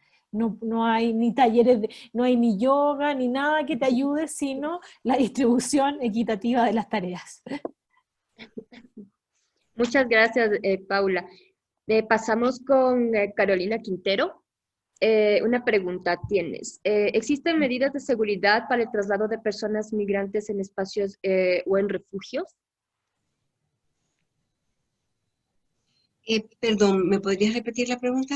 Si existen medidas de seguridad en este momento de la pandemia para el traslado de personas migrantes en espacios o en los refugios. Bueno, estos refugios están ubicados de momento en México y en los Estados Unidos. Bueno, en México, fundamentalmente en México. En Estados Unidos lo que hay son centros de detención. México, Guatemala, El Salvador y Honduras han firmado lo que le llaman acuerdos de país seguro, que significa que una persona que está buscando refugio o asilo en los Estados Unidos puede pedirlo y puede esperarlo además desde cualquiera de estos países, como si fuésemos países seguros. Digamos que en términos de violencia, en los países del norte de Centroamérica estamos como pasando del fuego a la brasa, ¿verdad? O sea, no hay, digamos, una sensación de tranquilidad en ninguno de los tres países. Entonces, estos refugios entendemos que están en condiciones que requieren mucha mejora. No se está atendiendo la salud de las personas que están ahí, ni siquiera en el contexto COVID, y mucho menos el tema de la salud reproductiva de las mujeres. Diría esto. Solamente quiero añadir algo de la pregunta que le hacían a Paula, cómo hacer con lo del trabajo de cuidados. Hace tiempo leí como un eslogan que me gustó, y hablaba de con el trabajo de cuidados podemos promover las 3 R's. Reducir, redistribuir y revalorar. Necesitamos valorar el trabajo que se hace desde la casa, el trabajo doméstico, redistribuir, y aquí, por supuesto, entre hombres y mujeres dentro de la casa, pero también entre el Estado y las familias, porque hay una gran hipocresía cuando se habla de la familia como la cosa más importante, y a la hora de las horas no tiene ningún tipo de ayuda a la familia, ni siquiera para las cosas básicas de cuidado.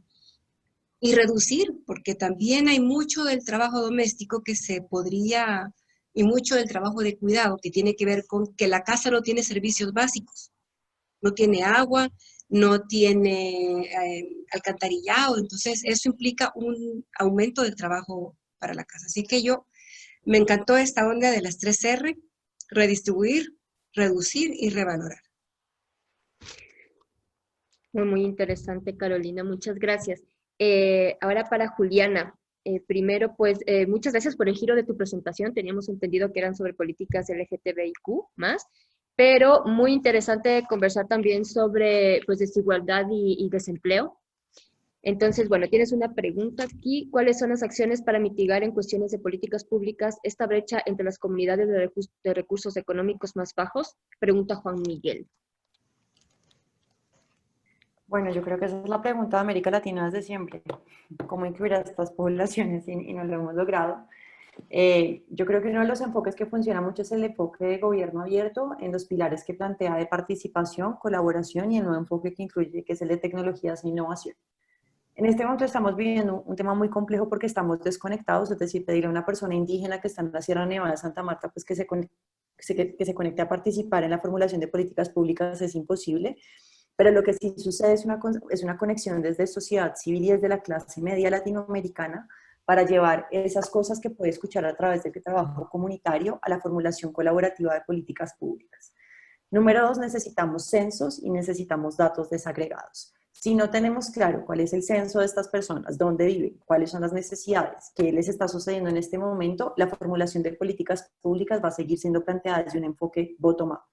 El formulador de políticas públicas cree que el problema es que los indígenas y las indígenas necesitan alfabetización digital y se limita a eso. Y no es eso. Entonces, como que creo que en este enfoque de participación y colaboración es posible incluir una formulación de políticas públicas que además debería estar implementándose desde este momento y que recurra también a la innovación, es decir, las cartas, censos que se puedan hacer poblacionales a través de ellos y ellas mismas, unas propuestas de presupuestos colaborativos de cómo va a ser la reactivación económica y que sean ellos y ellas quienes decidan cómo se usa este presupuesto que se va a hacer. De lo contrario, y la verdad creo que el panorama no es muy alentador para América Latina, vamos a caer en los mismos errores de siempre y es formulación de políticas públicas que no ayudan en nada y profundizan más bien las brechas que existen entre estos grupos. Muchas gracias, Juliana. Bueno, pues vamos a una ronda de preguntas pues para todas, ¿no? La misma pregunta para todas. Pues sí, sería interesante un comentario desde su perspectiva sobre la política pública diferenciada por géneros para el manejo de confinamiento en Panamá. Sería interesante, Juliana, que nos ayudes un poco con las controversias que hubo con el pues, movimiento LGBTIQ+, en ese país. Entonces, pues empezamos con Carolina del Ángel, Paula, Carolina y Juliana. Muchas gracias. Gracias. Pues concretamente, Panamá, no tengo el panorama, no sé si quieran que hable más bien de las políticas, cómo veo que pueden estar pasando de este lado en México. Pues definitivamente es indispensable un enfoque diferenciado y con énfasis en perspectiva de género siempre que hablemos de recursos, perdón, siempre que se hable de políticas públicas, porque la generalización es lo que nos tiene en este atraso. Considerar que es lo mismo una mujer trabajadora de la empresa A que un hombre trabajador de la misma empresa, jamás en la vida va a pasar.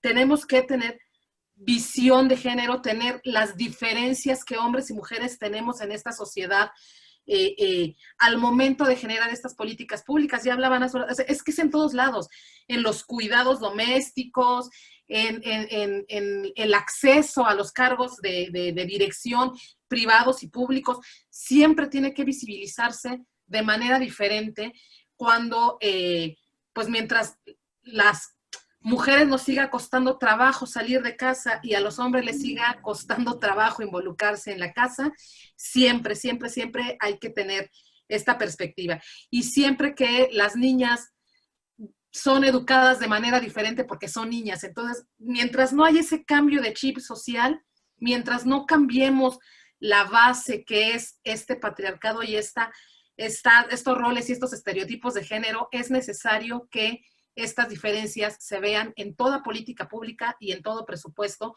para tratar de eliminar estas diferencias y estas desigualdades. Gracias, Carolina del Ángel. Paula, por favor. Es una reflexión de cierre, ¿verdad, Ana? No, estamos en las preguntas generales para las... Discúlpame, es que no entendí la pregunta. ¿Cuál es, ¿Eso de Panamá? desde tu perspectiva, un comentario sobre la política pública diferenciada por géneros en el manejo de confinamiento en Panamá? Días de la semana salían mujeres, días de la semana salían hombres. Ya, sobre esa estrategia. La estrategia que adoptó Panamá. Mira, la verdad yo creo que cualquier estrategia tiene que ser pensada, como decía Carolina, desde una perspectiva de género. Si esa estrategia permite que no conozco los indicadores, por ejemplo, de violencia en los espacios públicos en Panamá, que podría ser la justificación para que una medida así se tome, si eso, en este contexto, en este paréntesis en el que estamos viviendo, que se ha ido haciendo cada vez más grande, permite que las mujeres salgan más tranquilas a realizar compras y todo lo que necesitamos, yo diría, podría justificarse en términos de una medida de acción afirmativa.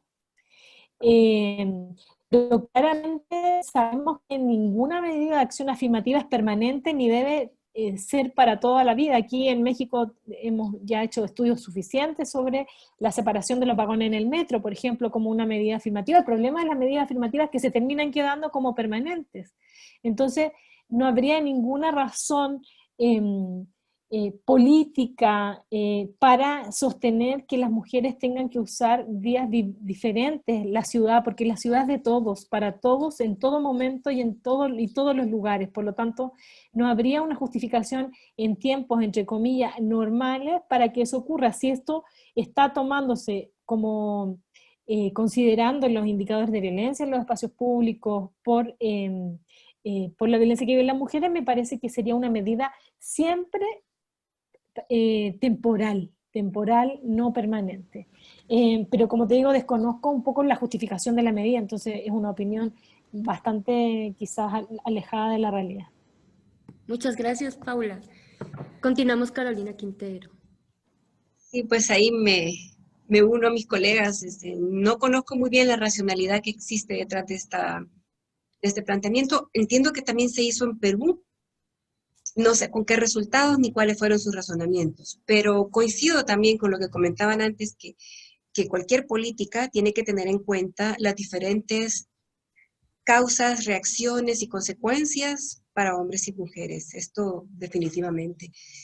Ya lo vimos en tema de migración, por ejemplo, las razones para migrar son distintas entre hombres y mujeres, y cualquier política que quiera retener a sus ciudadanos y evitar que se aumente la migración irregular, tienen que tomar en cuenta las razones diferentes de entre los unos y las otras, me parece a mí.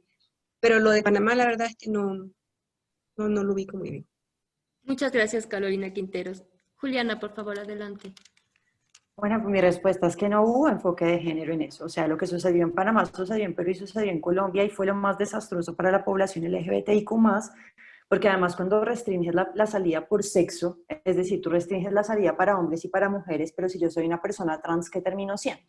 Lo que produjo eso en Panamá y en Bogotá y en las ciudades donde se implementó esa medida fue un abuso policial y además se incrementó el acoso sexual por parte de policías y hombres que estaban en la calle repartidores de domicilios hacia las mujeres, porque estás todo el tiempo en un espacio público ocupado por los hombres que son los que pueden salir en culturas patriarcales donde puede ser abusada sexualmente. Las mujeres en ejercicio en prostitución fueron las más afectadas con las medidas del pico y género, porque además no es pico y género, es pico y sexo. Si tú entiendes el género, entonces el hecho de que yo me vista como hombre significa que me hace hombre, pero si tengo vagina y si mi orientación sexual es distinta, porque precisamente en eso consiste el género, y es que nuestros gobiernos demuestran con ese tipo de medidas que no entienden absolutamente nada de género. La cantidad de violencia sexual que hubo, las prostitutas totalmente expuestas, violentadas por parte de los policías, acosadas sexualmente, las mujeres tenían pánico de salir a las calles por parte de eso, y además imagínate si eres un hombre cis, género, pero tu orientación sexual o tu identidad de género te hace vestirte, yo qué sé, con plumas, maquillarte en una justicia, en temas patriarcales como el latinoamericano fue muy peligroso. En Bogotá lo terminaron tumbando y en Panamá pues también lo tuvieron que revisar mucho porque las violaciones de derechos humanos y también a tu intimidad son muy jodidas. O sea, ¿qué pasa con la gente que es género fluida? O sea, yo puedo vestirme como mujer, pero si mañana me quiero vestir con hombre, ¿cómo cambia eso porque no es pico y género? Entonces, realmente creo que nuestros gobiernos no tienen ni idea de género y por eso siguen implementando un montón de políticas públicas que lo que hacen es incrementar el abuso de la violencia, la estigmatización a las personas y que además te expone a ti, o sea, divide completamente la sociedad y eso pasó en Bogotá. Es decir, que si tú solamente estás con mujeres estás más segura porque las mujeres no atracamos, no robamos, no matamos porque somos mujeres. El día de los hombres, entonces, es una guerra terrible. Y número dos, entender las implicaciones que eso tiene en términos de movilización social. Es decir, si tú solamente restringes a que las mujeres puedan salir un día, pues es que América Latina, y lo vimos con las tesis, los policías violan a las mujeres. Las llevan acá y sí las violan. Y lo vimos con lo que pasó de América Latina y pasó en Colombia, pasó en Panamá, pasó en Perú y pasó en los países donde se implementaron estas políticas. Entonces, una evaluación muy negativa, o sea, muy negativa, se incrementó la violencia brutalmente. Muchas gracias, Juliana. Muy interesante tu intervención. La última pregunta para que todas respondan es, ¿cuál sería la perspectiva para el 2025 para evitar la violencia? Empezamos igual, Carolina del Ángel, Paula, Carolina y Juliana. Pues es la pregunta del millón, ¿no? ¿Qué hacemos para evitar la violencia? Mil cosas. Yo comentaba, depende de quién y desde dónde y desde qué esfera. Para evitarla, pues hay que reeducarnos, hay que reaprender, hay que eliminar el patriarcado, hay que quitar la visión de capitalista de todo sobre el poder y el dinero, ¿no? Creo que ese es el punto. La violencia viene intrínseca con las ganas de tener poder a como dé lugar y por lo que sea, poder en todos los aspectos, el económico, el político, el social, en casa, todos. ¿Qué necesitamos hacer? Reeducar, cambiarnos el chip, pero ¿qué nos toca ahorita como sociedad? Pues primero entenderlo, porque creo que para solucionar un problema, pues primero tenemos que hacerlo visible. Dicen en terapia, en cualquier tipo de terapia, diste un gran paso al entender que hay un problema. Bueno, así la sociedad necesita entender que ese problema existe, dar ese paso y después quererlo cambiar, porque creo que nos estamos dando cuenta, pero quienes están en un privilegio lo ven, pero no lo ven como un problema. Entonces ellos y ellas, ¿qué van a querer cambiar? Primero es entender que es un problema que nos hace daño a la sociedad, no solo a las mujeres, que las mujeres la estemos pasando mal, afecta al mundo, afecta a la humanidad.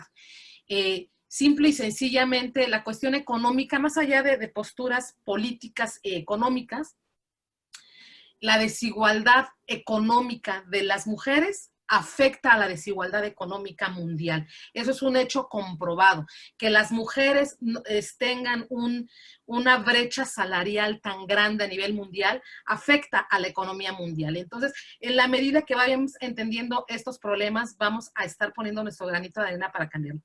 ¿Qué tenemos que hacer? Reeducarnos. O sea, así de grande la pregunta, está así de amplia la respuesta. Hay que reeducarnos. Muchas gracias, Carolina del Ángel. Sí, Paula, por favor. Sí. Yo creo que en realidad yo a veces soy bastante más pesimista, me gustaría mirar de manera distinta, pero creo que cada vez vemos más que disminución, un aumento sostenido de la violencia, y eso es lo que a mí me hace dudar de nuestras propias capacidades para, como decía Carolina, reeducarnos. Yo creo que tratar la violencia separada de otras problemáticas tampoco ayuda mucho, porque en ocasiones la violencia es un efecto, en ocasiones es una causa. Yo creo que lo que contribuiría finalmente es pensar y transformar este orden social patriarcal que tiene dentro de sus mecanismos de resolución de conflictos la violencia como uno de los más importantes. Por lo tanto, yo creo que hay que hacer cambios en todos los niveles, en todas las escalas, y creo que hay que paralelamente universalizar los derechos de las mujeres, revisar las legislaciones. Creo que es necesario replantear las masculinidades, que es un tema que siempre queda como secundario cuando hablamos de violencia. Creo que es importante pensar en espacios seguros para las mujeres y las niñas. Tenemos que buscar cómo garantizar la autonomía, es decir, muchas cosas de distintos ámbitos van a contribuir a la violencia. La violencia en sí misma, o generar una conversación solo en función de la violencia, no creo que vaya a contribuir a mejorarla, sino que hay que pensar la complejidad de la sociedad y cómo los mecanismos que muchas veces no están pensados para la violencia, pero pueden tener más efectos en disminuir ciertas formas de violencia. Y otra cosa es que las violencias son plurales, no hay una sola forma de violencia, entonces también los mecanismos tienen que ser diferenciados para eso. Muchas gracias, Paula. Carolina, por favor. Bueno, por supuesto, comparto y coincido con mis colegas sobre las apreciaciones que han dado. Me parece que es importante trabajar en nuevas masculinidades. Yo creo que sí, las mujeres, por supuesto, necesitamos empoderarnos y entender el tema de violencia, pero ya es hora de trabajar con los agresores también. Totalmente. Muchas gracias. Juliana, por favor. Bueno, yo creo y soy igual de pesimista a Paula y creo que esto no va a tener una salida distinta a menos de que las mujeres logremos articularnos en una respuesta regional y unas exigencias a los gobiernos frente a las políticas públicas que van a tener que implementarse post pandemia. Esto requiere un abordaje multisectorial y no lo va a resolver el Estado. Ningún Estado latinoamericano está para resolver la crisis laboral que vamos a sufrir y necesitamos al sector empresarial metido y necesitamos también a los hogares distribuyendo las tareas del hogar. Y esto pasa por unos cambios culturales que son de mucho tiempo. Y ahí retomo, y la mencionaba Carolina Quinteros, Nancy Fraser para mí es de las mejores autoras de este momento. Ella saca un manifiesto que es el feminismo del 99% y dice necesitamos 2 R's, reconocimiento y redistribución. Nosotros le agregamos la tercera R que es representación. Tú necesitas reconocimiento y es que en medios de comunicación, que en los espacios nacionales, que en los periódicos, en la revista Cosmopolitan, en todo tipo de espacios se esté hablando sobre estas temáticas, no solamente desde personas que trabajamos en este campo, sino también en el mass media y en estos referentes que son los influencers, los youtubers, porque estamos viviendo desafortunadamente en la cultura líquida. Frente al tema de redistribución, necesitamos políticas económicas reales que redistribuyan el poder, que redistribuyan los recursos, que redistribuyan la riqueza, y no podemos permitir que las políticas austeras que se han implementado antes sean las que se van a adoptar en la pandemia. ¿Lo vamos a lograr? No creo, pero tenemos que intentarlo, y tenemos que intentarlo de una forma regional, articulada, para que se pueda lograr en espacios de toma de decisión, que es el Congreso.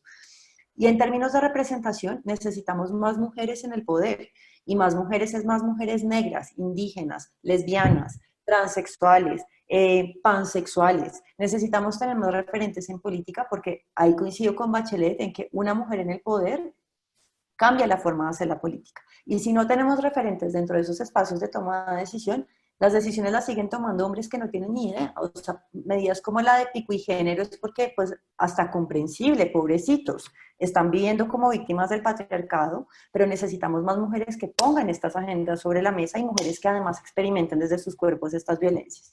Entonces creo que sin estas 3 R's vamos a volver a un panorama horrible, creo que América Latina nunca lo ha vivido y que se viene algo muy doloroso, pero que yo creo que lo podemos lograr todavía en articulación con distintos, con una estrategia multiactor. Muchísimas gracias, Juliana. Para el cierre, ya estamos con el tiempo. Entonces, ¿qué les parece? Pues que cada una dé un comentario final para cerrar y pues sí. Y de ahí paso a cerrar yo y pues ya está. Empezamos. Bueno, Carolina de Ben. Gracias. Pues bueno, mi comentario final es, nos queda un reto bien grandote. Todavía no sabemos lo que nos espera. Y pues bueno, me parece que hay que tener, como todo feminismo, redes de mujeres trabajando en esto para que sí, en efecto, creo que no está fácil, no la tenemos nada fácil, pero bueno, pues ese nunca ha sido un impedimento para que vayamos para adelante, que busquemos la forma, que sembremos, que pongamos la semillita y que les pueda servir a nuevas generaciones. Nos tocó en un momento complicado, en un momento de confinamiento, en un momento de violencia, por supuesto, pero pues justo ahora que la globalización y los medios de comunicación y los medios de internet nos lo permiten, hagamos esas alianzas, fortalezcamos esas alianzas que ya existen, esas redes de mujeres y pues sumemos en la lucha, en su propia lucha, porque tiene que ser su propia lucha, la de los aliados, por supuesto. Hoy el camino es el de las nuevas masculinidades. Hay que trabajar en quitar la violencia, desvirtuarlo de lo masculino. En eso me quedaría yo. Muchas gracias. Paula, por favor. Yo creo que una cuestión importante que hay que poner también en el debate como reflexión es esto de la nueva normalidad, que en algún momento también lo habíamos conversado. Creo que para volver a esta cotidianeidad es indispensable cuestionar y replantear la normalidad hasta donde, que estábamos viviendo, hasta donde se han perpetuado las condiciones históricas de desigualdad, la vulneración de los derechos humanos de las mujeres, que han estado agravadas en este contexto. Entonces, más que pensar en la nueva normalidad, yo me quedaría aferrada a la normalidad anterior y a las condiciones en las cuales se estaba viviendo, y creo que efectivamente esta post-pandemia puede ser una oportunidad, pero claro que hay una decisión y una voluntad política que tiene que respaldarla, que podría ser una oportunidad para pensar en un modelo evidentemente más justo, más equitativo, tanto desde las responsabilidades de los trabajos en los hogares, pero también en las relaciones laborales en general, mediante políticas que enfoquen no solo la eficiencia de las personas, sino que también el bienestar de las personas. Yo creo que efectivamente puede ser un contexto favorable siempre y cuando tomemos esta oportunidad para tomar en cuenta las divisiones y las separaciones de género y de las implicancias que tienen en esta situación, que yo creo que se han sido agravadas, por lo tanto habría que repensar estas nuevas normalidades como un escenario posible donde se pudieran por lo menos plantear condiciones más justas para hombres y para mujeres. Muchas gracias, Paula. Carolina, por favor.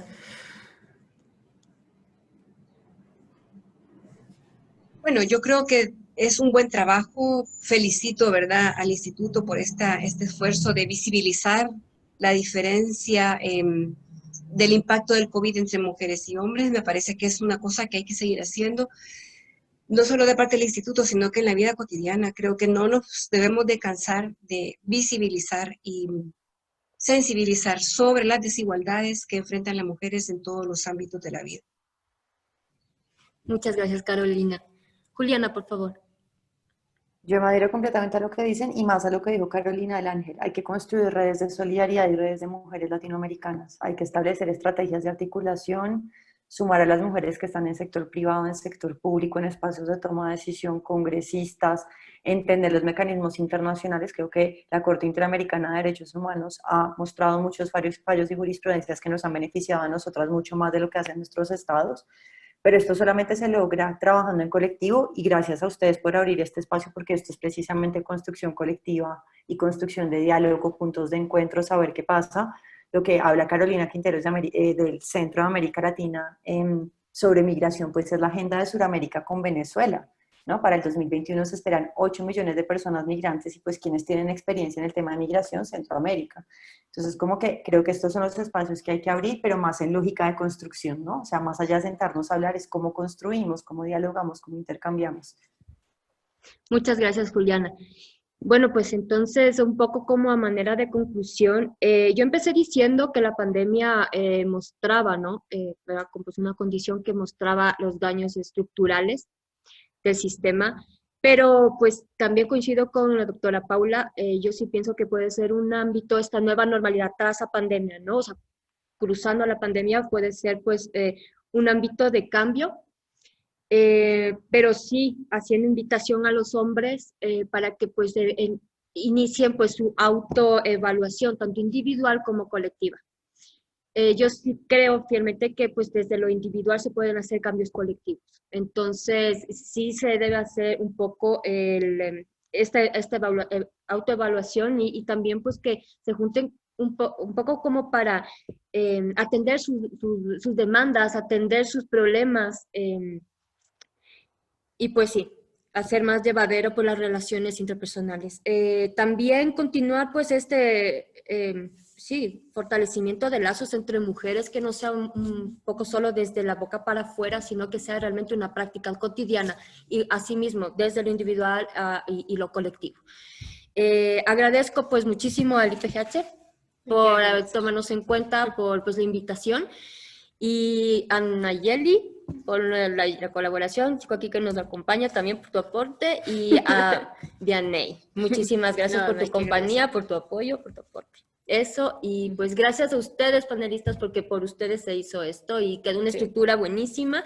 Los temas fueron súper variados, aún así estamos conscientes que son solo 4 temas, 4 aspectos de muchísimos, y algo así lo nombró también Julián en su presentación, son muchísimos aspectos, pero pues así se va construyendo, ¿no? De a poco, y bueno, pues creando conciencia, que es lo más importante. Pues de mi parte, manténganse con salud.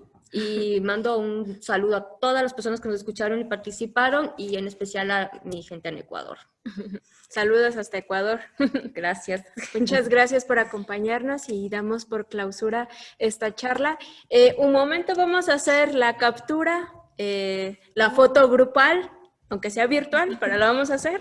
Entonces, nuestra mejor sonrisa y que nos digan si ya quedó. Perfecto. Muchísimas gracias. Y bueno, también aprovechamos